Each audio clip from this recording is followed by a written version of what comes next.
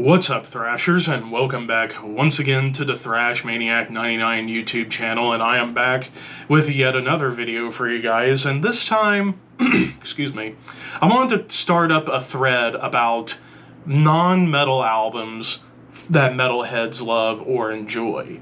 Now, so for this video, I'm doing 10 non-metal albums for metalheads because while metal is definitely like my music of choice, doesn't mean I listen to it all, it doesn't mean that I listen to only just metal.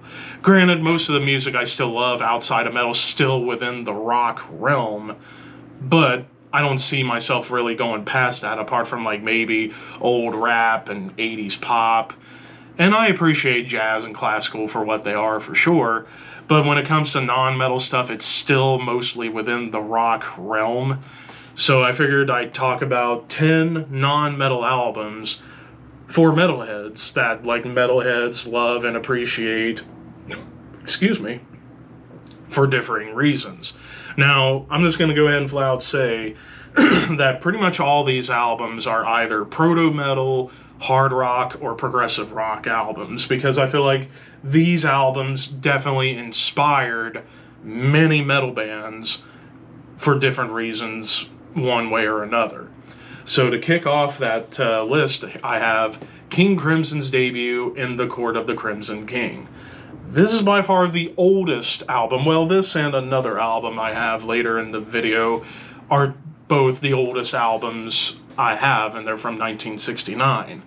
But King Crimson and the Court of the Crimson King, it's yeah, this is a pivotal, pioneer for progressive rock music, but one can argue this is very influential to metal, especially for the improvisation they do in certain songs where they jam, the tones, the evilness, the darkness, the melodies, the songwriting chops, and the musicianship. I feel like a lot of metal bands take tropes from this album.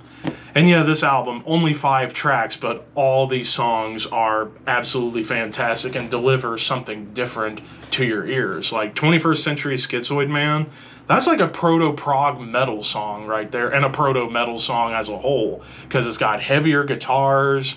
I mean, Robert Fripp was just a madman on the guitar.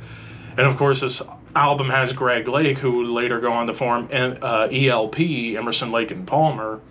But I mean, I Talk to the Wind is very folky, and then Moonchild is very much like a jam improv song. And then both Epitaph and the title track, The Court of the Crimson King, the 2 darkest songs on the album that are haunting and have a heavy quality, but mostly in the atmosphere. So yeah, I would say this album is a big non-metal album for a metalhead to get into, because a lot of metal bands take tropes from an album like this for sure, for one reason or another. Mostly prog metal, extreme metal, hell, even some thrash metal bands would even say that King Crimson was a big inspiration. I mean, look at Metallica. But yeah, King Crimson. Next up, sticking in the prog rock realm, we have Rush, and I went with Hemispheres. And the reason I went with Hemispheres is because I feel like this is the most whacked out album of their career, where they just went absolute bonkers with musicianship and songwriting and just complexity. I mean, when you have 4 tracks, including the opening track being a big 6-part suite, Cygnus, X1, Book 2, just Hemispheres, that song, it just has so much going for it. It's just all these changes, everything about it. You can definitely tell metal bands would take inspiration from it. But then the closing instrumental, La Villa Strangiato, one of the greatest instrumentals of all time. You can definitely see why a lot of metal bands love doing an instrumental song here and there. It's because of Rush. And I mean, I could have went with any Rush album from their early era in the 70s, early 80s, when they were definitely more on the hard rock side of progressive rock before they went more synth oriented in the mid to late 80s, and then going all over the place from the 90s until 2012. And I know they're back together with a new drummer, which I know some people are kind of split about. I still am not sure what to make of it right now, but I will say that Hemispheres is definitely a great album as far as non-metal albums go for a metalhead. Next up, now we're going to get back to like a more proto-metal hard rock sense, and that's Blue Oyster Cult. And I could have went with any album, but I decided to go with Fire of Unknown Origin, which this is the latest album I have for this video. This was 1981, but still, I think this is maybe the best BOC album, mainly because you get like amazing production from Martin Birch, who had just done Black Sabbath, Heaven and Hell, and Mob Rules, and Iron Maiden Killers, and also did work with Rainbow. So he was definitely a great producer for this album. And I mean, songs like the title track, of course the big hit Burning for You is awesome. And then heavy metal, the Black and Silver, great, awesome like hooks and melodies. Veteran of the Psychic Wars, like, again, Blue Oyster Cult, even back in the day when they started out making music in the early 70s, people kind of looked at them as like an Americanized Black Sabbath, but were a little bit more on the hard rock end than they were on the metal end, even though they definitely have heavy riffs for the time. But I don't know if I would really call them a metal band. Definitely a proto-metal band for sure, but I'd say they're just a hard rock band slash prog rock even at times. But I would say this is the BOC album that like perfectly encompasses everything that they've done. And it's also just one of the best early 80s hard rock albums. Alright, the next couple, we're coming back to prog rock. Next up, I went with Genesis, Selling England by the Pound. Now, of course, like, I would say the heaviest, quote-unquote, Genesis song came out 2 years before this, the song The Knife. Like, that could be argued as a proto-metal song, or proto-prog metal song, but I decided to go with this album because this might be my personal favorite Genesis album, especially of the Peter Gabriel era, because the first three tracks are legendary. Dancing with the Moonlit Night, I Know What I Like in Your Wardrobe, and Thirf of Fifth. That's kind of a tongue twister, but still, I mean, those songs, I mean, the whole album's wonderful, and of course, like, again, going back to what I was talking about with Rush and King Crimson, it's mainly in the complexity and the musicianship and the songwriting is where I feel a lot of metal bands that followed in the 80s, especially the prog metal bands, wanted to take what a band like Genesis was doing, but make it heavier. And I would even say, like, the solo on Dancing with the Moonlit Night, if you didn't have that solo, you wouldn't have the whole tapping sections you get on metal songs or hard rock songs. Like even Eddie Van Halen, who, spoiler alert, I'm going to bring up again later, even he would admit Steve Hackett was a huge inspiration on his guitar playing because Steve created the tapping technique where he would play a section like the solo on Dancing with the Moonlit Night by playing it all on one string, but instead of picking the whole time, he would just tap, so that way you could play enormously fast, but it would look like you're not doing a whole lot. So it was like minimal movement, maximum distribution, as he said himself. But yeah, this album is highly influential on metal, and I'd say this is a great non-metal album for a metalhead to get into. Excuse me. Next up, we get back to prog rock, and I think, yes, this is the last of the prog rock albums I'm talking about. Yes, Close to the Edge. I mean, 2 songs on here, actually 3 songs on here, one at nearly 20 minutes, one at 10 minutes, and one at about 9 minutes. And all 3 of these songs just have so much going for it. Very much in the vein of like Rush, in terms of having these long arrangements where dynamics change. They even skip genres here and there. And of course, all these like complex guitars and bass work and drums.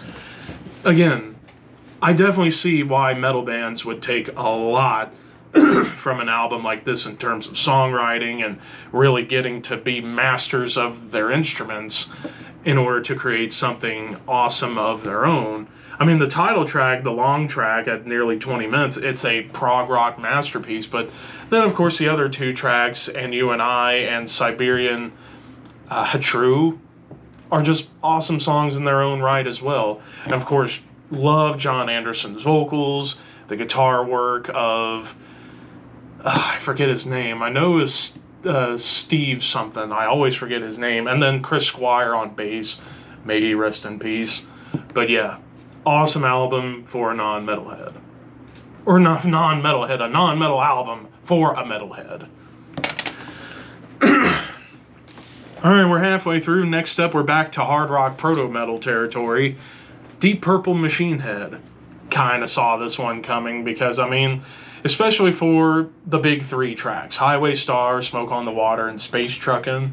But I mean, the whole album itself is awesome. I mean, then again, early 70s Deep Purple, some people would have called them a metal band looking back, but still, you could make an argument they were metal, at least on the cusp of being considered a metal band, but even they call themselves a hard rock band. But I'd say yes, but also proto-metal, because, I mean, you pick any metal band that followed after Black Sabbath, they would say Deep Purple was a major influence on them. I mean, especially, the most recognizable riff of all time, Smoke on the Water, Highway Star, a nice, galloping riff farm. What more can be said about this album that has been said already, other than great non-metal album for a metalhead? Now we get to probably my personal favorite album out of all 10 of these, Van Halen 1. This had to be on here because, I mean, again, very kind of much similar to Deep Purple. Van Halen, you could make an argument, were metal, at least in comparison to other hard rock bands of the mid to late 70s, especially because of Eddie Van Halen's guitar playing. It was unlike any other guitar playing you heard, at least at that point. I mean, yeah, you had people like Ritchie Blackmore and Uli John Roth, other guitarists along those lines, but none of them were quite like Eddie Van Halen. And I still can't believe he's gone. But it was because of his guitar playing that you could make the argument they could be called metal, or at the very least, they're right in that weird middle zone between hard rock and metal. But I would say they're still a little bit more hard rock lenient because, especially with a lot of the swing going on, it's not like a Black Sabbath kind of swing, it's more of a dance swing. But it totally works with Van Halen, and to me this is still the best Van Halen album ever. I mean, Running with the Devil, that could be considered a metal song. Of course, the phenomenal solo Eruption, the cover of You Really Got Me. I would say On Fire is another song you could make an argument as being a metal song, but Feel Your Love Tonight, Jamie's Crying, I'm the One. I mean, the whole album, it's a masterpiece.